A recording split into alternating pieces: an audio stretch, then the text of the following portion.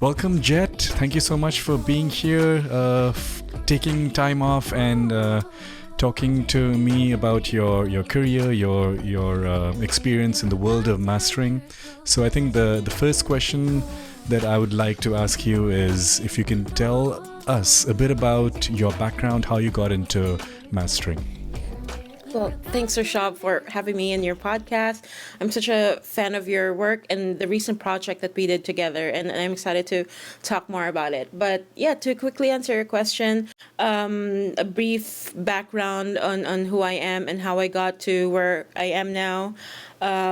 So I came from the Philippines, was born and raised there, and grew up in a family of musicians, but it's a pretty unconventional upbringing as well because my parents are not your typical musicians. When you think of like music in general, like it's a lot of like pop rock.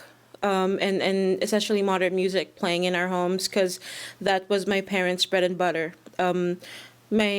Still is, my parents manage and train cover bands in the Philippines, and that is a big part of Philippine culture, having a lot of like cover bands in a lot of just bars, and even internationally, a lot of Filipino musicians work abroad, working for example like in international bars, like playing as like pop cover bands, even in cruise ships. Uh, eh, Someone always approaches me and tells me that they know of a Filipino musician from where they grew up, like in Hong Kong, Macau, Japan.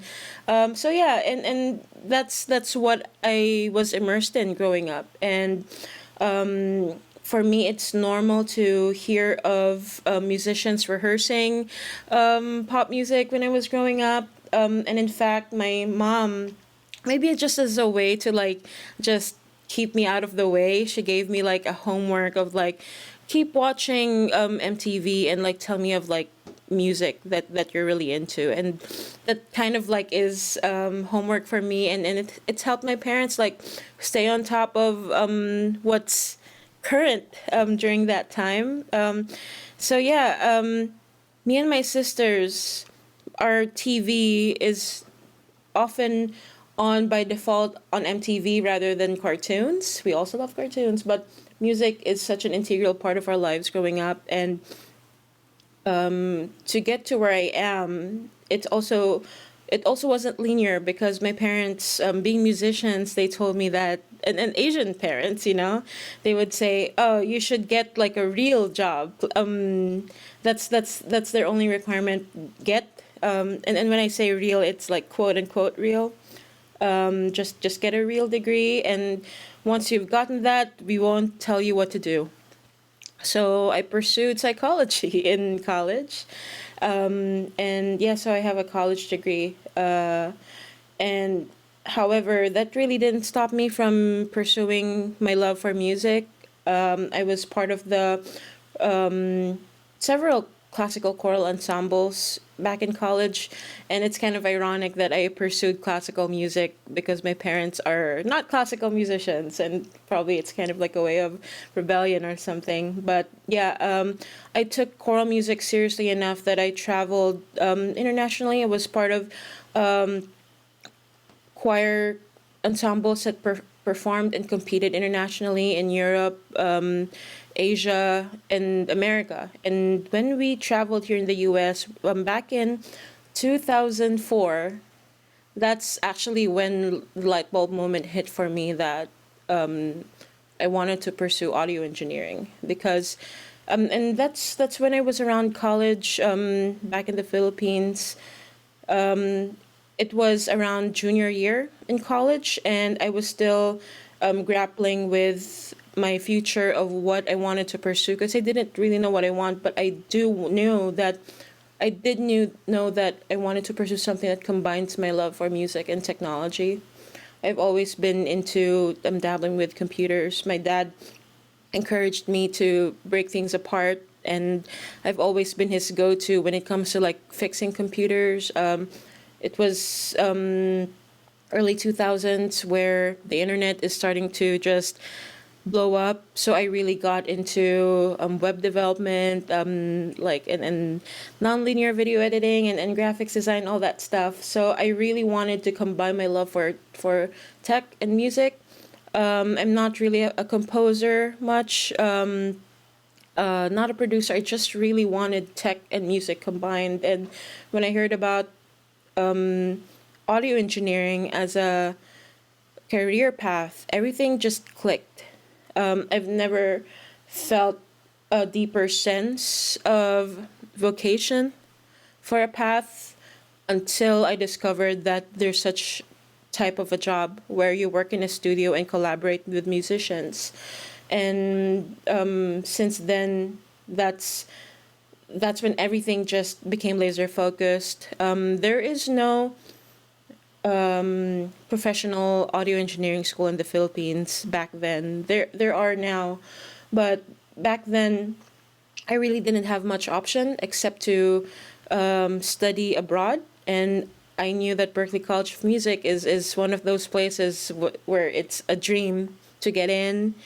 And I just, while getting ready to pursue formal audio engineering studies in Berklee, all I knew is that I had to immerse myself in as much music and tech in the Philippines. And I was lucky enough to get an opportunity to intern in a small recording studio in the Philippines. And in I'm sure not just in the Philippines, but in many countries, audio engineers are expected to do everything: record, mix, master. And I was fortunate enough that I was working in a studio that really went out of their way to teach me even the mastering side. Like my mentor, he didn't just tell me to throw in a limiter on your tubas. We actually had WaveLab, and it's still used today by many professional mastering facilities.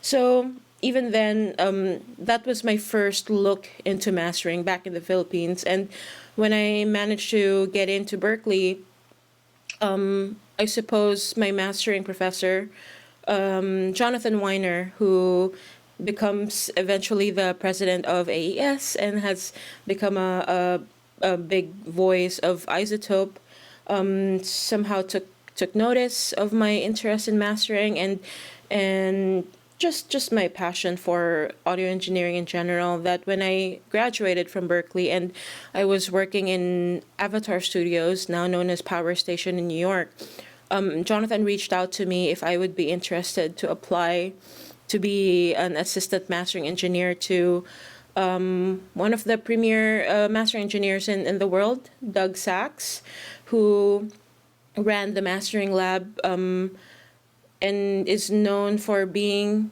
essentially like the grandfather of mastering engineers, because he opened the very first independent facility in mastering back in 1967 with Mastering Lab. And he's known for essentially all like the big classic hits you've heard on the radio, like Pink Floyd, The Doors, Eagles, Ray Charles, Diana Krall, you name it. He's the man behind it. And to learn mastering under his perspective and his nuance and his expertise was just very humbling. And I knew right there that this is my future. This is going to be the path where I go full speed and fully commit myself to the world of mastering. And I haven't looked back since. It's been such an honor to go this path and be able to work with amazing musicians like you, Natasha, and so on and so forth. Yeah, that's awesome. Yeah, it's very interesting to know about your background, about the whole growing up in Philippines with the cover bands. I lived in Malaysia for some time, and in Malaysia, like there are cover bands, but the really good ones are imported from Philippines specifically. Yeah. It is. It's kind of like like even Filipinos are aware of that stereotype. Like if you're not like a nurse or abroad, you're a performer abroad. And nice. And there's also a joke where every household owns a karaoke machine. and that's kind of like can't deny that. My family had a karaoke machine. My cousins did. Do you have one yourself? Yeah. Well, not here. Okay. Maybe I should. That's a good idea. I didn't think of that. But that's nice. But I was going to ask you about, so you went to Berkeley, you studied audio engineering, the MP&E program. I was going to ask you how you got into the industry, because that's also difficult, right? Once you finish your program, it's not easy to get into the industry. But then one of your professors, he actually offered you basically a job. Then that's pretty amazing. So that's actually a good question because it seems easy, right? But in fact, and I think it's nice for us to have this conversation because we both started out as international students, and it introduces its own set of really tricky challenges. And I know it's changed now, but back then, all international students only have 1 year of working professionally the OPT until program, right? yes, the OPT program until you have to be able to present a valid working visa, a working Yes. permit visa where you can work legally here in the US. So you have a very short time frame to get everything sorted out. And for me, I thought that it's going to be smooth sailing because while I was still in Berkeley, I actually had a different job lined up for me, and Oh, it's with a different Berkeley MP&E professor who was able to connect me with someone because, as I said, I have a classical music background, and strangely enough, I didn't mention this to you, but when I was in Berkeley, I didn't actually present myself as someone who wants to be a mastering engineer professionally. I was known more as a classical sound engineer person. With other MP&E students would have their studio in their apartment. I had a mobile recording rig, and anytime someone needs, like I recorded ensembles in Harvard, I recorded choirs. Like I was very much known as someone with a mobile recording rig that can record classical performances, and Nice. one of the professors connected me with the Aspen Music Festival, and they actually hired me to be one of the assistant recording engineers for the Aspen Music Festival. It's known as it's a big classical music festival that happens every Nice. year. And for me, I was like really excited because this is the path that I wanted, and it's 3 months worth of job. It's like Work, the yeah. entire summer season. Yeah. So I had something lined up before graduating from college. However, that didn't pan out well because my international work authorization permit did not arrive on time. So I'm not sure if you're familiar, but yeah, to be able to work with your OPT, you needed to have an employment authorization card. Oh, yes. And you didn't Yeah. get that in time. Okay. I didn't get okay. it in time, so a few days before my job starts, they actually told me that they couldn't hire me, so they took me out of the roster.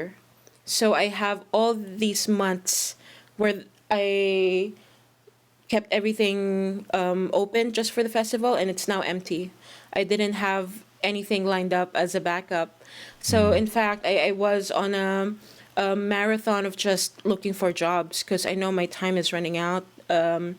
And I sought out. I actually sought out help from the audio engineering department for leads on where I can pursue internships, jobs anywhere. And one of them was Avatar Studios, thanks to Rob Jazzco. And it also wasn't easy because my first time I sent my application, it really didn't. I didn't hear back from them, and after 2 weeks, I decided let me send it again, and I was pretty proud of my resume. Like I had all this cheesy web design I'm sorry, audio waveform layout. I hired a professional graphics designer to like really make it stand out. And thankfully on the second try I heard back. So yeah, the next few months was just me interning at Avatar, now known as Power Station. And it was a 3 month internship. And whether there's a position or not that's open for you, your internship ends in 3 months. And I think that is a good thing because there's no dangling of carrots to have interns work for a long time with the hopes of like being hired. If there's a job that's open, they either hire or not.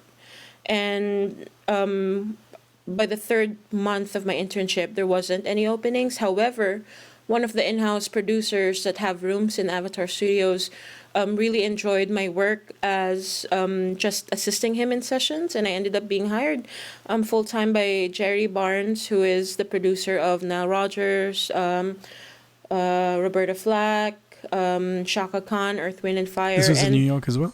it was in New York, also Okay. in back in Avatar Studios, Okay. and I thought that was my world.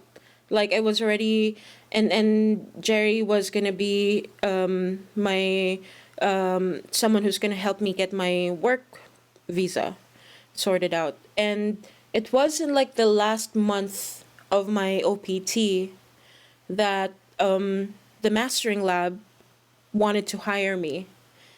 So it was a question of, do I stay in New York, or do I make the jump to work all the way in California for someone I haven't met yet, but I know would be a once in a lifetime opportunity. And that was my choice. I decided to leave New York, pack my bags, and start my entire. Already had all my paperwork, like thick stack of paperwork for my work visa, and I just decided to scrap it all and start all over again with Doug Sachs. And yeah, I'm very happy I made that decision.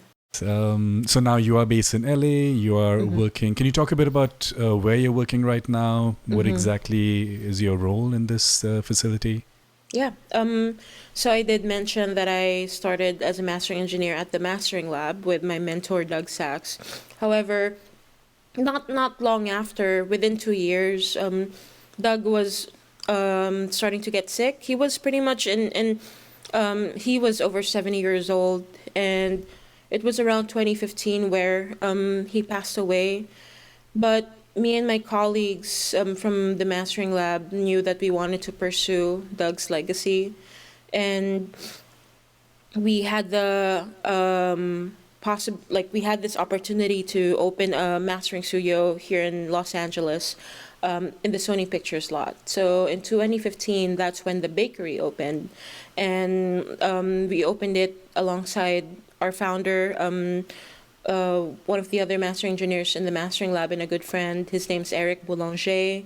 Our manager James Carino. So yeah, we moved our operation to LA, and another skill set that I learned from the mastering lab is to cut vinyl records, and we continued with that service. We were able to acquire a vinyl cutting lathe, and yeah, so I was assisting Doug in the mastering lab, and I grew into becoming my own full-time mastering engineer at the bakery and vinyl cutting as well.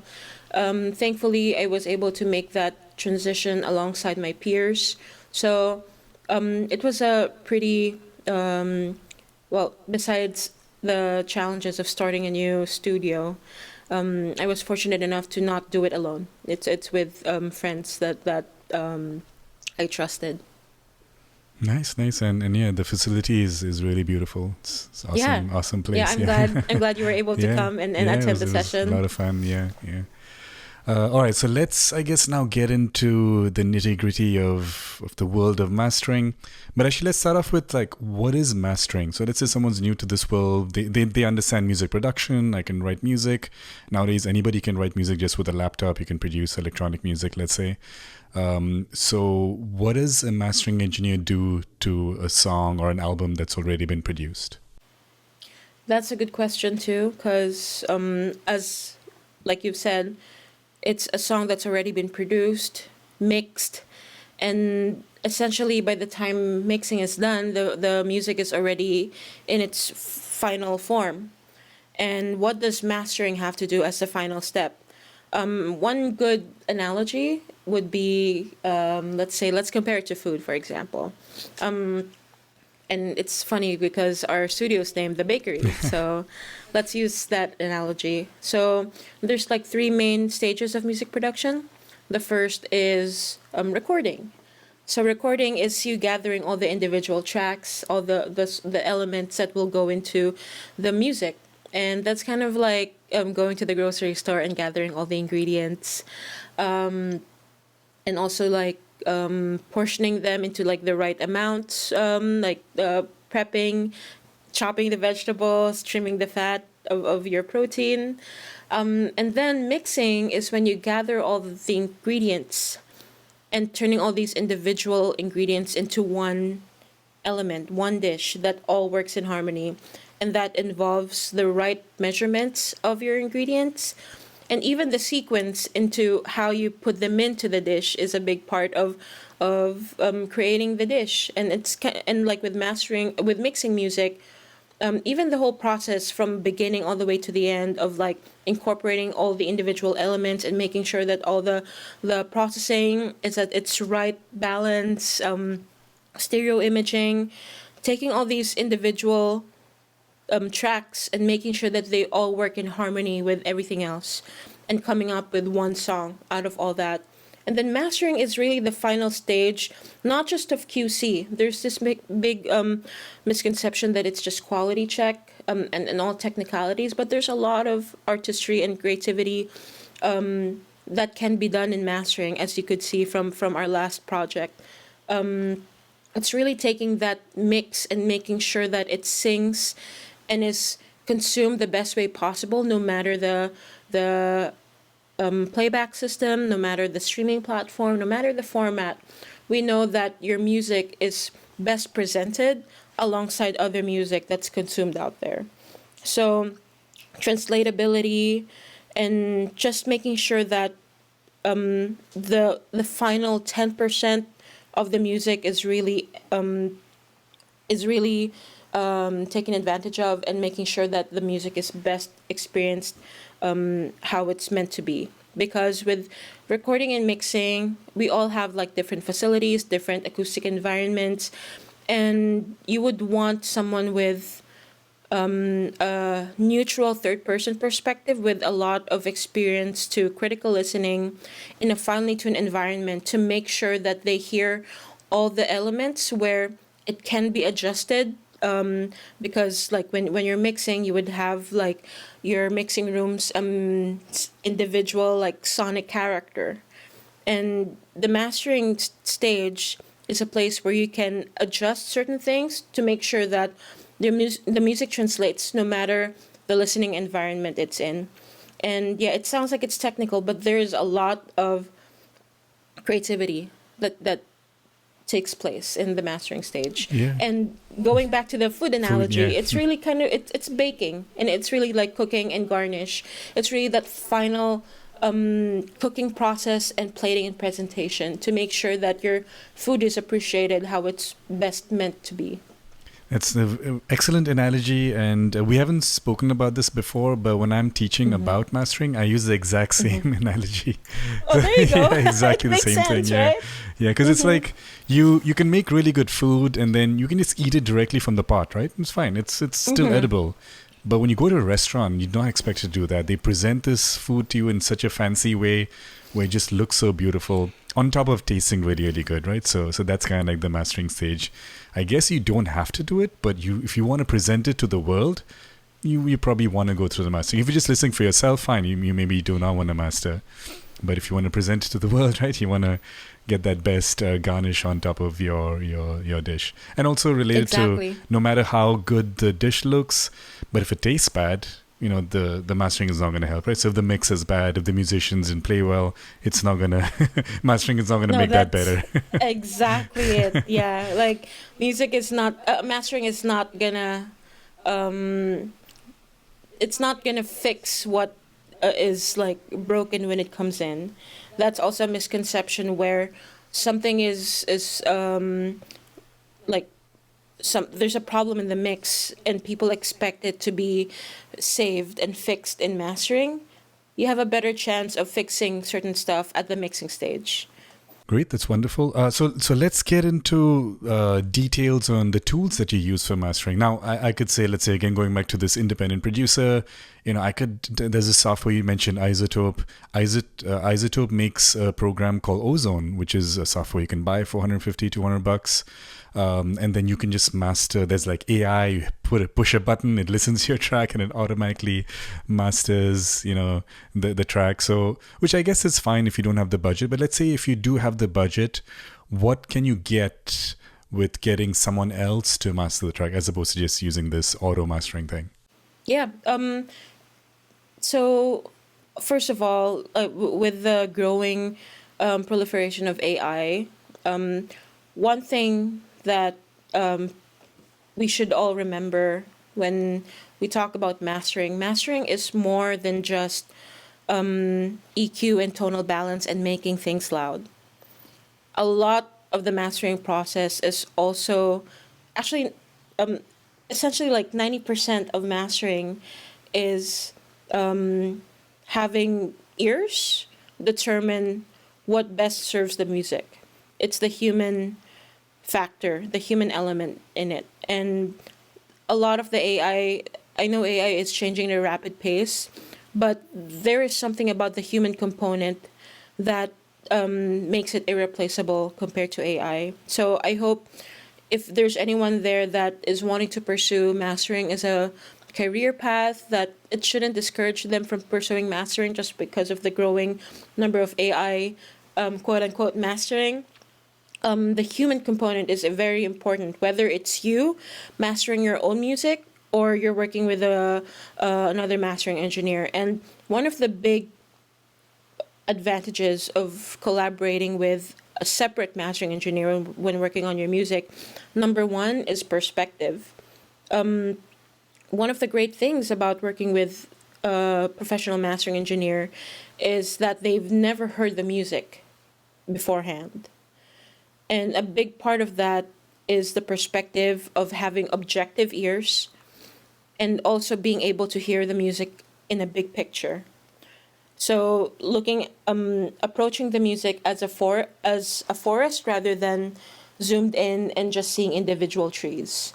And that is a big advantage because seeing the music as one entity, a big picture, there's a different approach to mastering the music in that perspective, because when you're the producer or mixer, you're just you know the music in and out in a very intimate level, and there might be things that you don't really get the chance to see about the production that only someone with an objective set of ears that have never heard the music before can hear. The fact that you've heard the music for hours in a mixing room where you just get so attuned to the sound of your room, a mastering engineer might hear things that you didn't pick up on, or the producer. So that is the main thing, having that big picture objective perspective to your music, because it takes someone with a fresh perspective on something to be able to pick up on something that hasn't been picked up beforehand. And number two, mastering engineers tend to work in that critical level of listening. So a lot of the mastering decisions that are made, it's based off of years of experience of mastering, and also having the treated room of a mastering studio to really hear music as accurately as possible. So you have those two main things as like really a big advantage when you're working with a independent mastering engineer. And also the third thing that I also want to add is collaboration. And it's very important as well, and it kind of ties into the first part, which is perspective and just looking at things in a big picture. Collaboration is such a big part of the music production process. Music is meant to be shared and heard, and a lot of the times the music is really taken to its final destination because of the communication between the artist, producer, mix engineer, and the mastering engineer. I think Natasha's project is a really good example. For you to tell me your vision, and me you giving me all this description on what went through the album, it gives me like a better idea of where I'm gonna take it artistically as a mastering engineer. And when you came in and you heard the music, you even had like some final touches, like little elements that were like sticking out. And we did some very unconventional things in the mastering process that really took it to its final destination. And working with a professional mastering engineer, that's how it happened.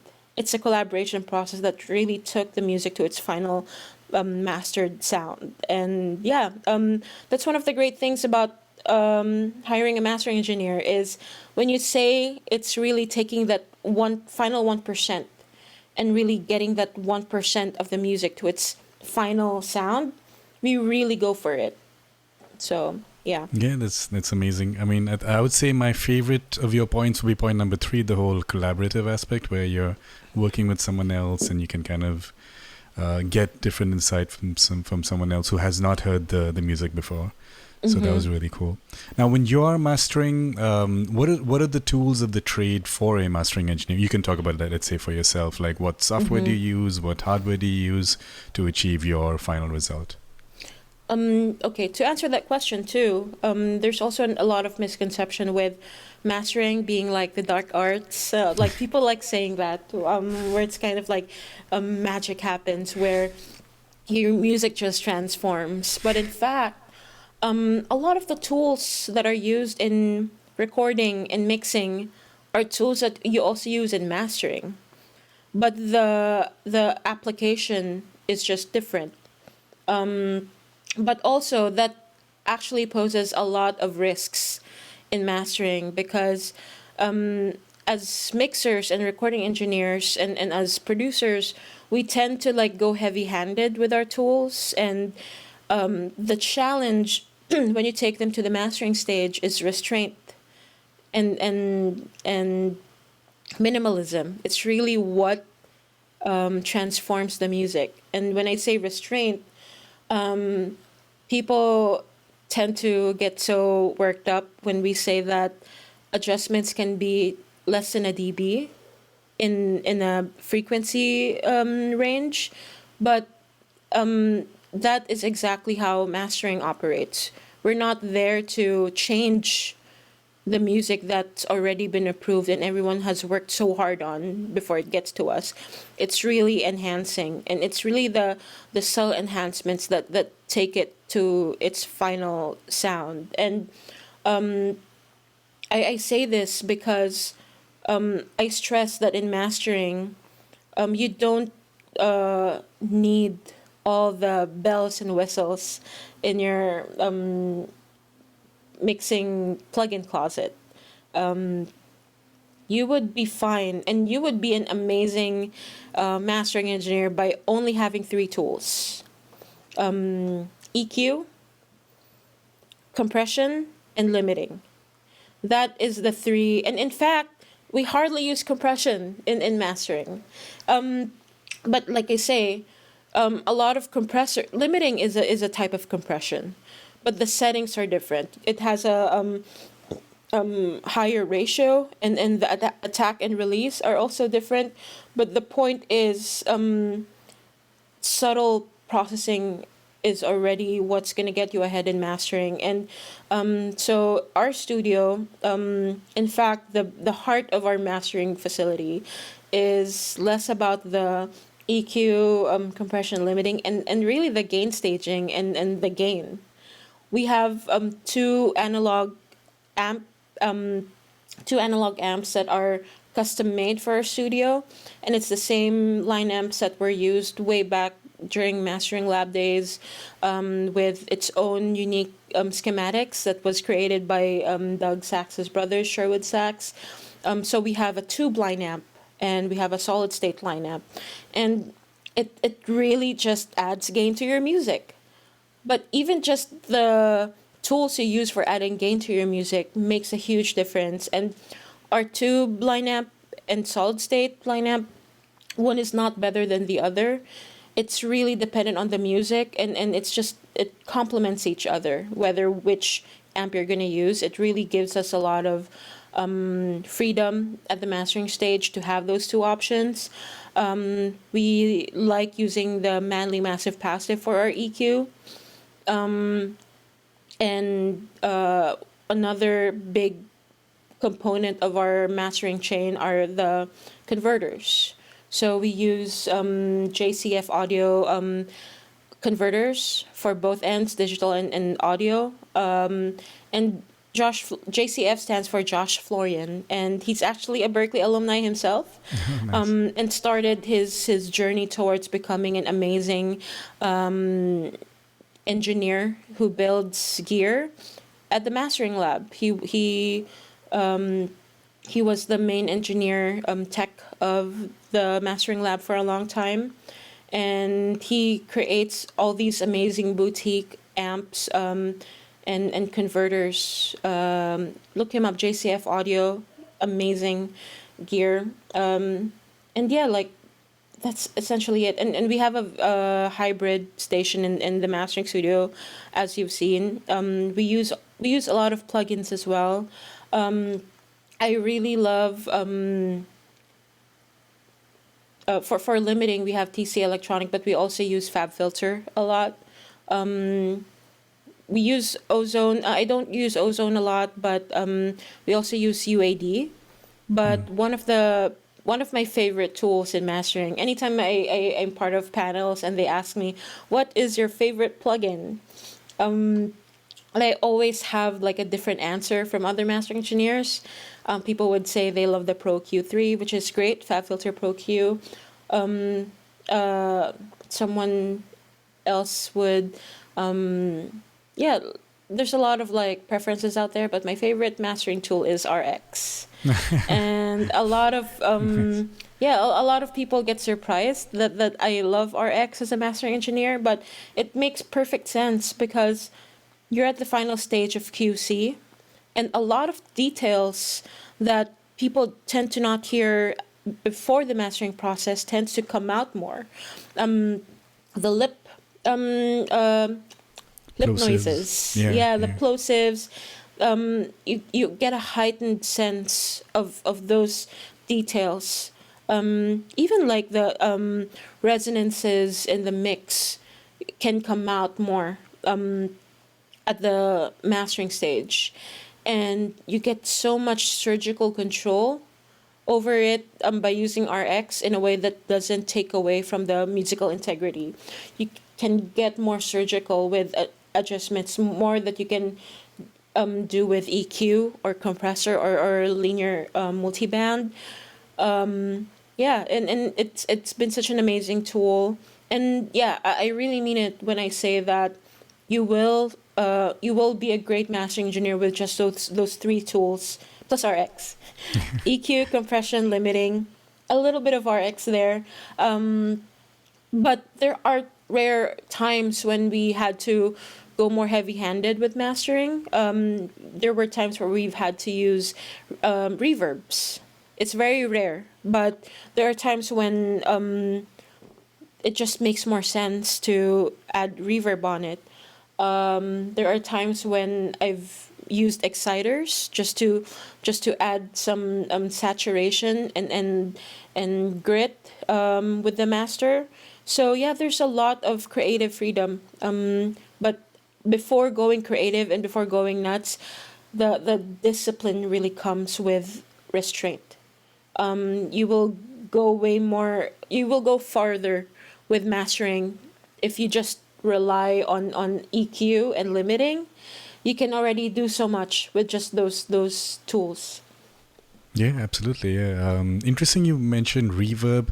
I believe Ozone used to have reverb as a module at some point. I remember Ozone 4 or 5 had reverb, but now I don't see reverb as an option in Ozone at least.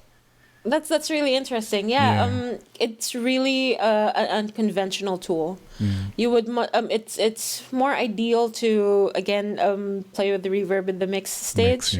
But yeah, there are rare occasions where you just need the reverb.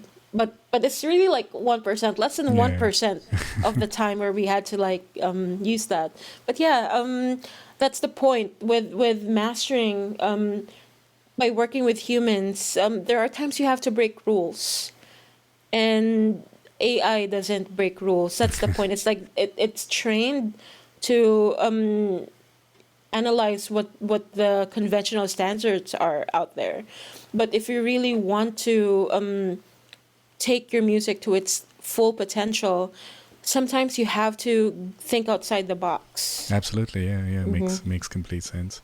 Mm-hmm. I wanted to ask you about Natasha's album "Ordinary Miracle" because we did something I did not expect this, but you already talked about it using RX in the mastering stage Yeah. because we had this issue. There was the little squeak in one of the songs and it was a Mm-hmm. bit annoying. And then I was thinking, oh, it's going to be hard to get rid of this because it's like, a very specific thing inside the mix and I was inside the track. So I thought maybe this is something that needs to be addressed at the mix stage, which should have been done. But it's, as you mentioned, things come out more at the mastering stage. And then suddenly you notice these things that you did not notice before. Mm-hmm. So can you talk about that? How you use RX to like get rid or tone down certain, frequencies that you do not want to hear maybe? Yeah. Just to quickly, as kind of like a supplement to describe this challenge that you and I had, I actually wrote an article on Isotope before, maybe 2 years ago, of how to use RX for mastering, and I can like send you the link so you can share it to your listeners. But RX is such a powerful tool because again, there are certain elements that can pop out once you hear it after mastering, and you would think that, oh, maybe I should just go back to the mix stage, which is like the ideal way, but sometimes people don't have the luxury of doing that.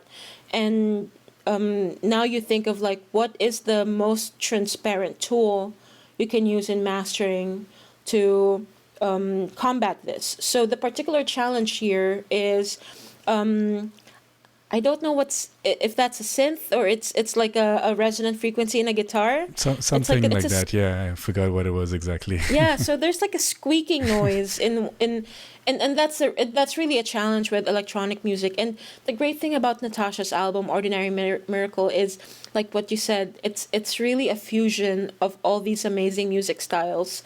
So you have Natasha's like organic sound, like there's a lot of like South Asian uh, instruments and flourishes and production choices that's very uniquely South Asian. And then you add on top of that just the electronic production. It's such a fun album. And of course, that would also pose its own unique challenges because when you combine all these things, like there are certain like frequencies where some resonances start to come out, and then there's this squeaking that comes from either a synth or a guitar that just started to stick out. It's squeaking noises. It's hard to explain, and maybe Rishab can like do a before and after because you have copies The of original mix, our yeah, mastering yeah, and the original mix, the first master where we I'm not yeah oh I sent yeah, you a copy of that, yeah, so yeah, you can like do a before and after, yeah. but you will probably need to listen with headphones because it's really critical listening level. You can do like a quick A/B comparison of that. It's really fun to do the A/B comparison in mastering. But yeah, it's like squeaking sounds. And when you think of it, do you use an EQ to automate that frequency? It's kind of like around 7K, Mm. 5 to 7K. Do you use linear multiband to do that?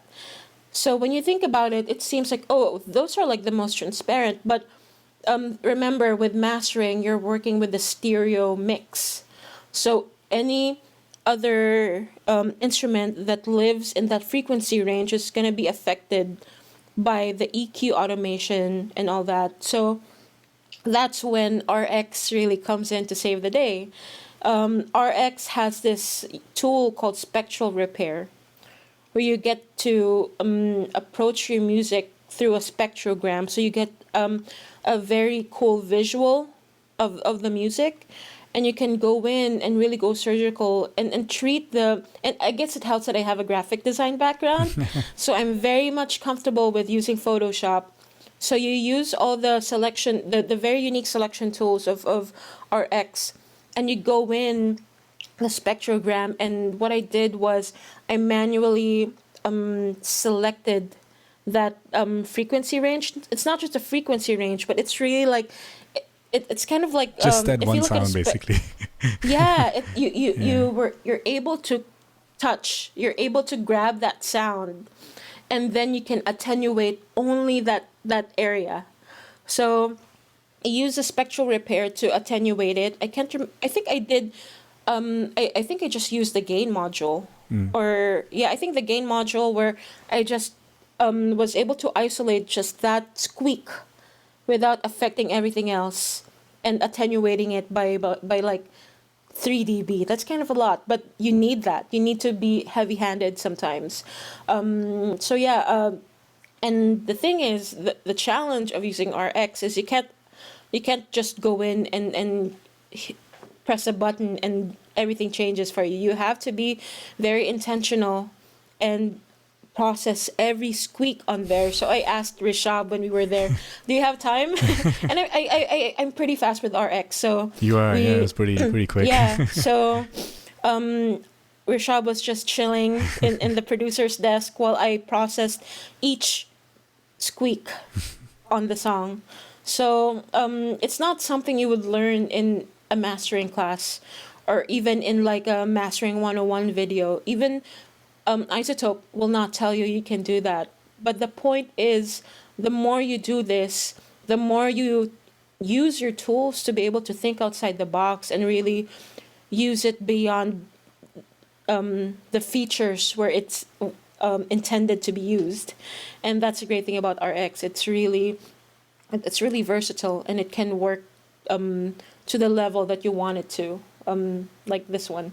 I guess you can say this was a very creative approach to solving a technical problem, right? So Exactly. Yeah. And that's a great thing about mastering is there is a very heavily technical component to it, and also like a very underrated, highly creative process, and you get to marry the two in mastering. Like, you can think outside the box and be creative in order to achieve something technically challenging in the mastering stage. Yeah, I believe we also did a little bit of de-essing at some point. I was Yes. noticing some. Oh yeah, exactly. Yeah. And you see, it's very subtle. And RX was able to save the day. There are times when, in the mastering stage, we also use de-essing. And we have like very specific, we kind of get very OCD with our choice of like de-essing plugins. And my personal favorite right now, if I needed to use a de-esser, is the Vice de-esser from What? SoftTube. Oh, SoftTube has a de-esser? I Yeah. didn't know that. Yes, It's called the a Vice? Vice de-esser. So it's WEISS. It's a well-known manufacturer of EQ and other processing outboard gear for mastering. But SoftTube was able to partner with Vice to Nice. come out with this de-essing, and they even have emulator of the Vice EQ and Vice compressor. So if you go to any mastering facility, they would have the outboard Vice plug Hardware, outboard gear, Vice hardware, and even our Berkeley mastering studio has Vice. Really? Wow. And we really love the de-esser on that. If you're gonna ask me what is my least favorite de-esser, it's the FabFilter Pro DS. Really? You don't really like that hate one? that. Yeah, because there is so much room to make a mistake. Sometimes having a lot of features takes away from the mastering process, because you can easily set your parameters in a way that ruins the master. And yeah, like I I have a colleague that just loves using Pro DS a lot, and it's like I have to do a lot of like correcting and damage control afterwards. So that's the point. It's like you want to make sure you listen to the whole song when you're mastering, because there might be like one detail where things are not sounding right. Because again, you're working with the whole stereo mix, so you don't have access to the individual tracks. So again, it's very like a small process can go a long way. Yeah, it goes back to what you said earlier. We're using the same tools, right? That maybe these DSers and all are used in mixing. Exactly. But using it in the mastering stage, you have to be a bit more careful.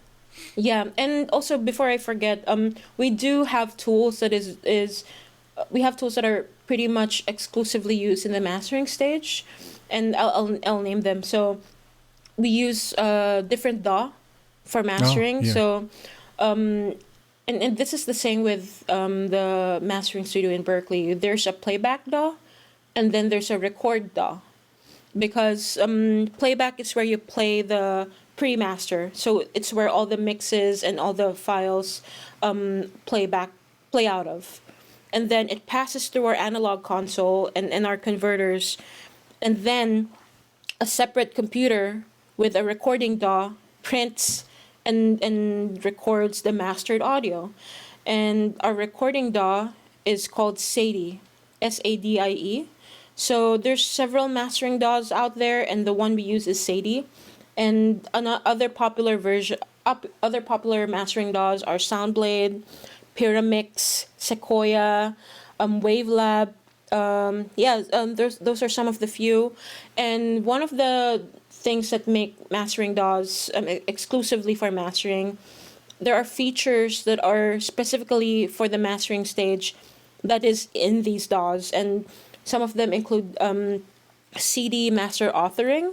So you can create a CD master directly from inside the DAW, but in order to make CD masters, DDP masters, that's what you call it, you need there are features in those DAWs where you're able to assemble the actual master, where the track starts happen.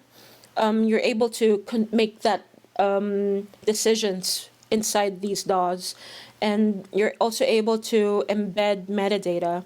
So mastering is where you have all these technical specs for delivery to all these like either labels, DSPs, digital service providers for your streaming distribution.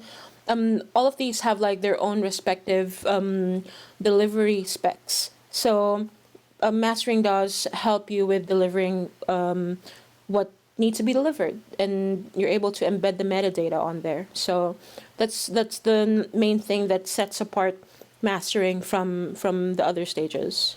Nice. And also interesting to know about this two computer setup, but it also makes sense because you have your original file, then sure you can do software stuff, but if you want to go to hardware, it needs to go out of the computer and then it needs to come back to capture that, right? So do you actually use two computers in your facility? Yes. Okay. So we actually have as you remembered, you only have one screen, and we have a tool that allows us to like a switcher, juggle between two computers at the same time. And it was the same from the mastering studio in Berkeley. But also one thing I learned just recently, it's funny that it's only recently that I learned about this, is a lot of other mastering facilities would have just a one computer operation.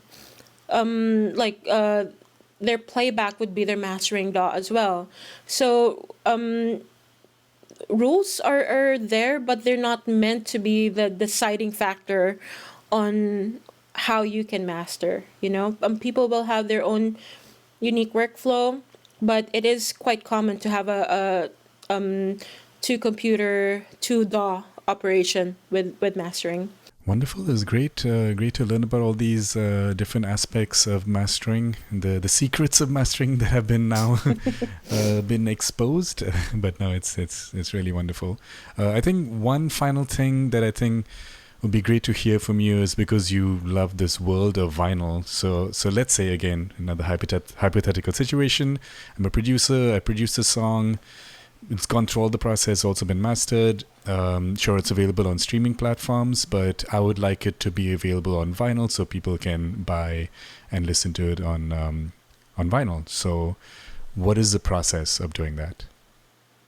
So there are many options you can choose, but especially as an independent artist, you are able to do this process yourself.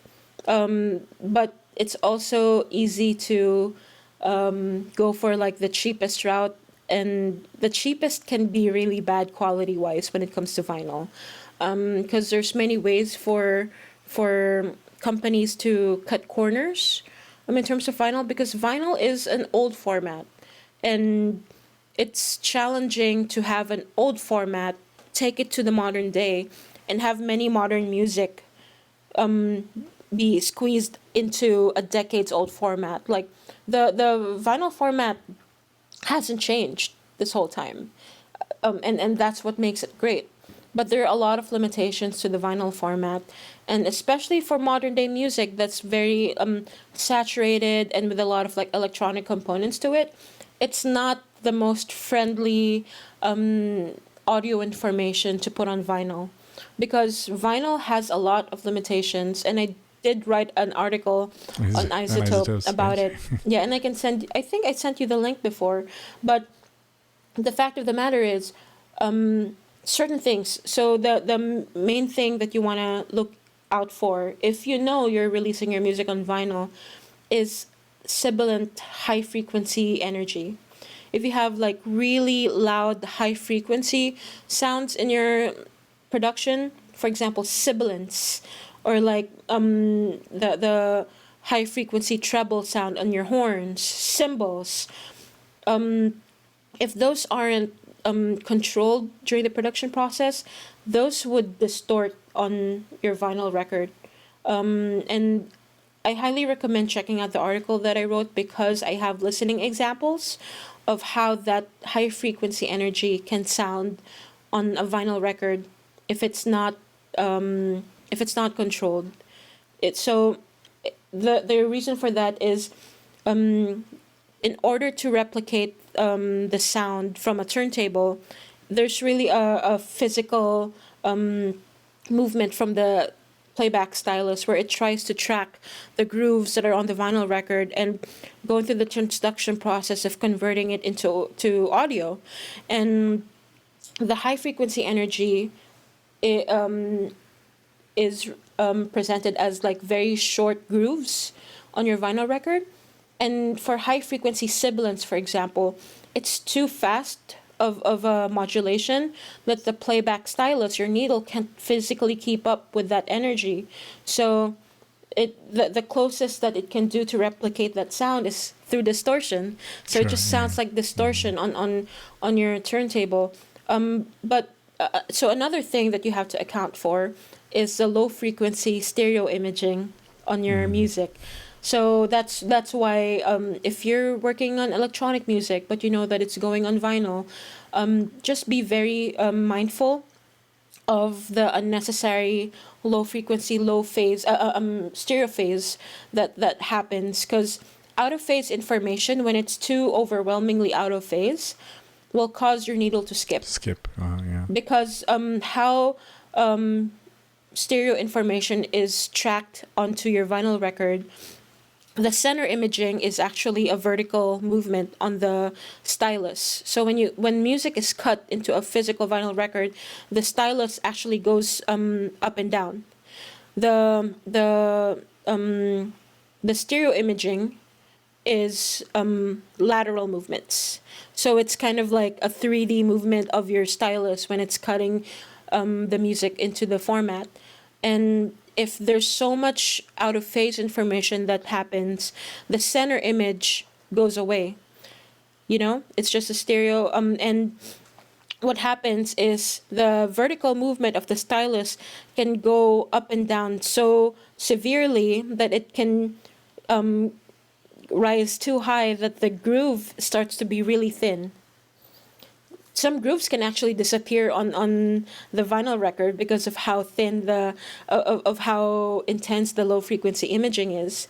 So if that's not controlled, your needle will potentially skip on your record. And I have an audio example of that happening on the article, so I highly recommend checking that out. So if you're producing your electronic music, just be mindful of that. But all your vinyl cutters will say, um, do not just intentionally like mono your low end. Do not throw in a severe de-esser. Don't with those things in mind, don't let that stop you from being creative and really limiting your potential for like a great sound to happen, because your vinyl cutters will be there to do what needs to be done. It's best to like leave it to the vinyl cutting engineers to do that. But that's the point. It's like some vinyl facilities, those who really don't care about quality and more about just quantity, and will charge the lowest amount just to get your service, just to be able to work with you.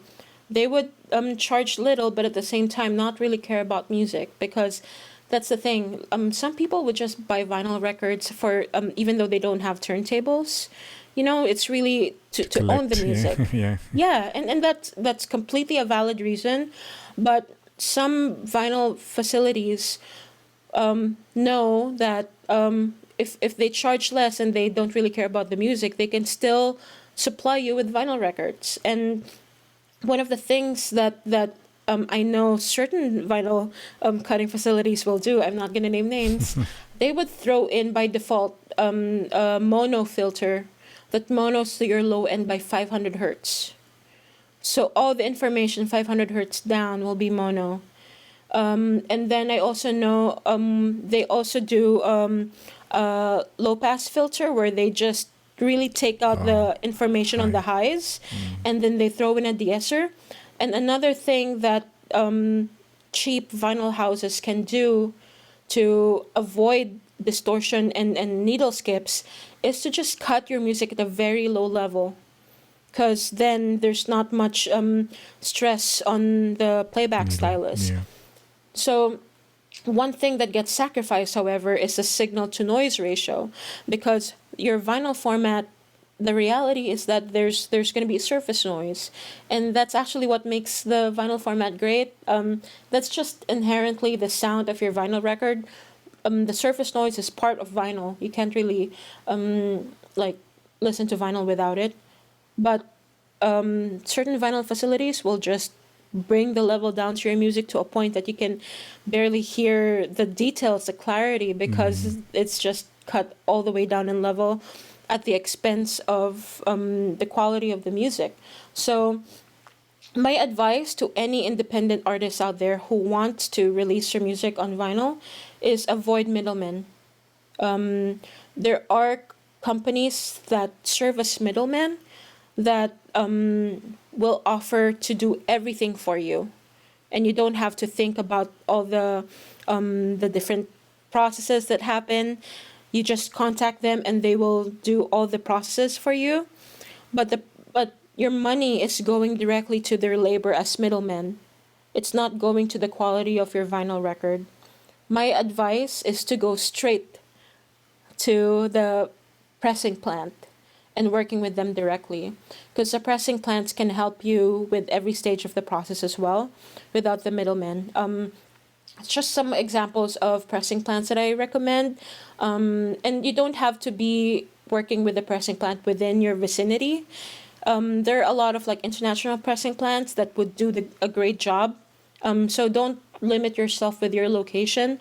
So just some great ones that's very friendly for indie clients. I highly recommend Gold Rush in Austin. So they're very friendly with independent clients. Gotta Groove in Cincinnati. I also recommend Mobineko in Taiwan.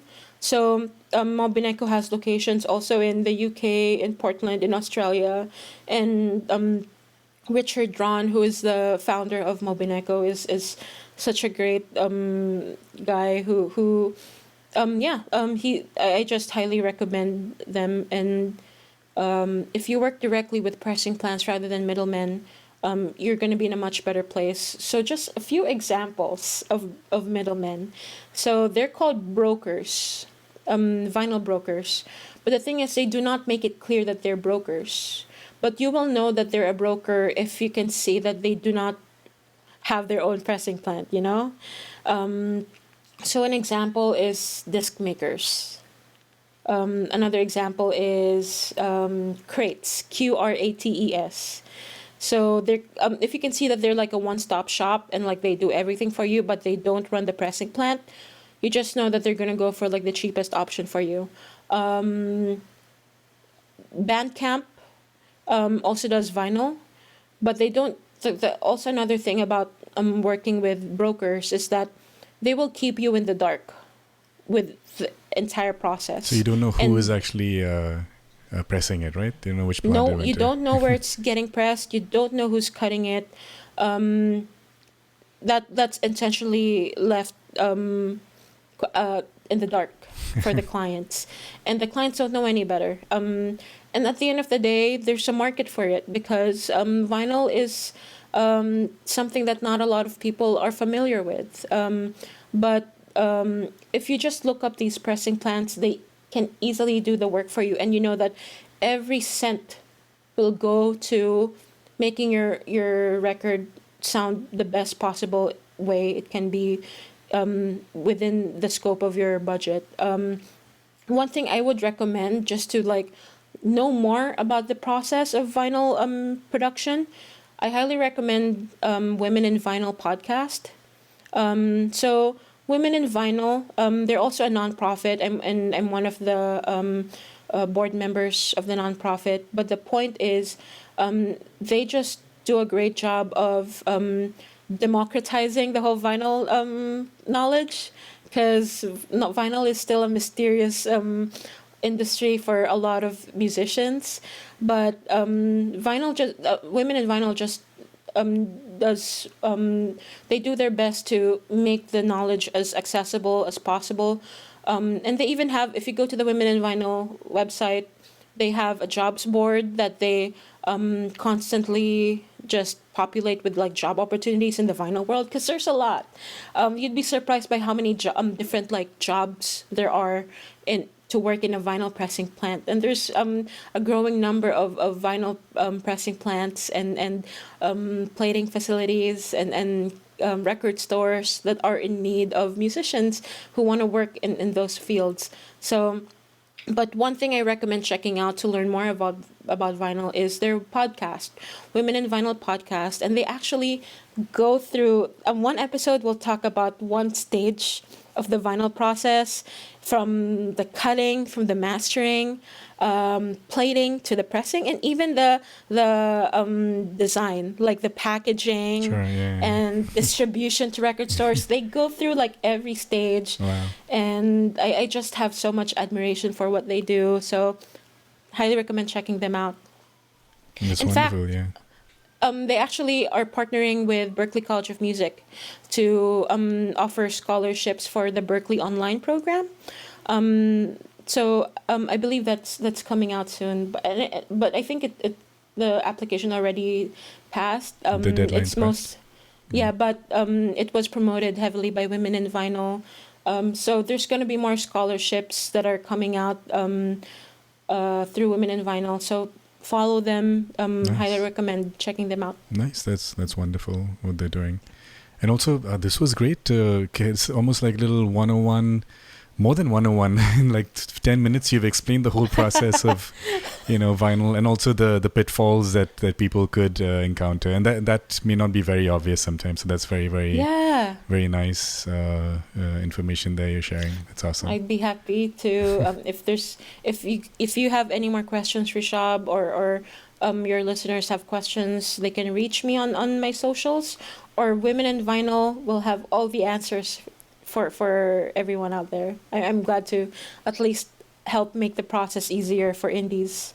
Yeah, absolutely. I mean, it's kind of in the past, I would say 5-10 years almost, that it's kind of making a comeback. We've forgotten about CDs. Cassettes are also kind of coming back, but definitely Yeah. vinyl is kind of the king of this old tech that people still want these days. So it's good to know that there are people out there, good people out there, who are sharing knowledge on how to go about that process of getting their music on vinyl. Wonderful. All right, Jett. So that was awesome. Thank you so much for doing this, sharing all your knowledge with me specifically. I learned so much about mastering and vinyl cutting. And again, thank you for your work on Natasha's album. That was also fantastic. So, folks, It's my check out absolute Jett pleasure. Galindo. I'll post a link of all your socials and everything if people want to check out your other work. But yeah, awesome. Thank you so much, Jett. Thank you, Rishab. It's a Yay. pleasure. You're a goddamn miracle.